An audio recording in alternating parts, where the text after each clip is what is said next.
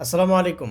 আলহামদুলিল্লাহ finally Kuwait Airways তারা flight operation শুরু করতে যাচ্ছে। তারা অফিসিয়ালি আজকে ঘোষণা দিয়েছে যে আগামী ২৪শে এপ্রিল থেকে তারা অফিসিয়ালি ঢাকা দাম্মাম দেন দাম্মাম থেকে বাই রোডে বাস দিয়ে ঢাকায় তারা ফ্লাইট অপারেট করবে।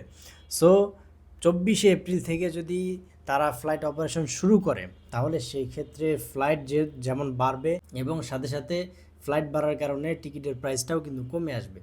যখন ফ্লাইট বাড়বে, কম্পিটিশন বাড়বে, স্বাভাবিকভাবেই কিন্তু টিকিটের প্রাইসটা কমে আসবে।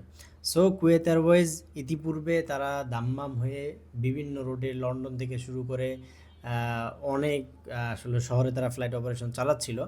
তবে ঢাকায় এতদিন পর্যন্ত তারা ফ্লাইটের ব্যাপারে কোনো ধরনের নিশ্চয়তা দেয়নি। তবে আজকে তারা একদম অফিসিয়ালি তাদের ওয়েবসাইট থেকে শুরু করে সব জায়গায় তারা ফ্লাইট আপলোড করে দিয়েছে, তাদের সমস্ত টিকিট আপলোড করে দিয়েছে। আগামী ২৪শে এপ্রিল থেকে ইনশাল্লাহ আপনারা কুয়েত এয়ারওয়েজের মাধ্যমে আপনারা কুয়েত যেতে পারবেন। আগে শুধু একটা এয়ারওয়েজ চলছিল, জাজিরা এয়ারওয়েজ। সো একটা এয়ারওয়েজ চলার কারণে টিকিটের দাম দেখা গেছে আকাশচুম্বী হয়ে গিয়েছে। সো এখন যেহেতু দুইটা ফ্লাইট চলবে বা আশা করি যদি দুইটা ফ্লাইট হয় তাহলে সেই ক্ষেত্রে আশা করছি আগের তুলনায় টিকিটের প্রাইসটা কিছুটা হলেও কমে আসবে। সো এই জন্য অপেক্ষা করেন ২৪ তারিখ পর্যন্ত, ইনশাল্লাহ ভালো কিছু হবে। ভালো থাকবেন, ভিডিওটা সবাই শেয়ার করে দেন।